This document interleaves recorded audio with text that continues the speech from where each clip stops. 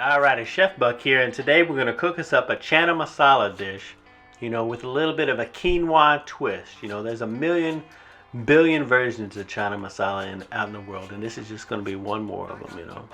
We're going to have the usual suspects in here, a little bit of garlic, some onion, some hot pepper, get all that chopped and diced, and then we're going to rinse and drain 1 can of chickpeas, because that's your main ingredient in any Chana Masala dish, so get these basic things ready, get your spices, your cilantro, all that stuff, and then we'll heat up a skillet on medium-high heat, a couple of tablespoons of olive oil, and then we're going to throw some cumin seeds in here. If you don't have cumin seeds, then you need to call the authorities and report yourself because you're crazy, but if you want to make any kind of Indian dishes, you're going to need this, because cumin seeds are required for a lot of, it's just a basic ingredient, plus you can use it in a lot of other dishes too. Asafoetida, not so much. If you're an Indian fanboy, like me, you're gonna want to experiment with that. It's got such a great flavor, although it smells to high heaven, but pick it up and try it. If you don't have it, boom, definitely not necessary.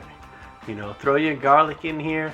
Give these ingredients less than a minute, really, because you don't want to leave your cumin seeds going for too long. Once they start to crack and brown up, because they will burn really easily, so before those go too far, throw your hot pepper in there, throw your onions in there, bring the temperature of the skillet down a little bit, and then we'll go ahead and let these ingredients saute for a few minutes, let the onions start to sweat and color up a little bit. And then we're going to add our spices in here. We got a lot of spice, some coriander, some turmeric, some cumin, a little bit of chili powder. But Indian food is all about spices. You can't be shy with the spice when you're making a Chana Masala. Plus we're going to add a lot of tomato in here, and the quinoa and the chickpeas, so you're going to need a lot of flavor for that. So it seems like a lot, but it ain't a lot. The quinoa, the reason I've been putting quinoa and Chana Masala lately is because Chana Masala is such a fantastic dish. It's such a great meal, so if you add quinoa in there, then a complete protein, then you got a great vegetarian dish, taking a break from the meat, which I like to do. I'm not giving up meat because there's so many great meat dishes in the world, but if I can eat a vegetarian dish, most of the week, then hey, I'm gonna do that. Throw your diced tomatoes in here, get that all mixed up, get these flavors working together, let the stuff simmer up a little bit, and then we're going to throw our chickpeas in here, because that's going to be a nice bulk to this dish, and it's Chana Masala, so you get arrested if you don't put chickpeas. Well, you can't call it Chana Masala if you don't put the chickpeas in here. Salt it up to taste and throw your water in here, 1.5 cups of water. Now if this was a straight up quinoa recipe, you just do a 1-to-2 ratio. We just put 1 cup of water. But since this is a Chana Masala, we want it to be a little wetter. So with the liquid from the diced tomatoes and an extra 1/2 cup of water, that's going to keep this from drying out completely. So bring the pot up to a bubble, get all your stuff in your skillet bubbling.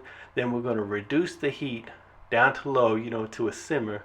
Then throw your lid on here and let it simmer away for about 15 minutes.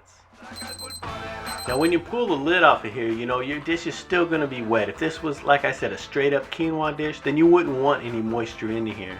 But as it is right now, we want, we don't want it to be dried up completely, because we still got some ingredients we got to stir in here. Boom, like this one, garam masala. Now that is just a mixture of spices. You can get garam masala at most grocery stores now. It's kind of a sweet combination of spices to add at the end of the dish here. Gives it a nice flavor. You see I got a fork here. I like to smash up about half of the chickpeas, because that's gonna kind of thicken up my Chana Masala, give it a nice texture contrast with the other chickpeas. 1/2 cup of chopped cilantro for a little bit of color and a little bit of flavor, and then that's it. Go ahead and spoon it into a bowl. Boom, Chana Masala with a little quinoa. It's a complete meal, a great vegetarian dish. Super duper terrific. Give this combo a try. Let me know what you think. Bon appetit. Thanks for watching and all that. And that's it. Go out to an Indian market and get some of these spices and give them a go. Go anyway just to get the regular things that you want to get, like tahini. Anything. You go to these international markets, you're going to save a boatload of money buying spices there, and you're going to have fun too, maybe. I don't know what kind of neighborhood you live in.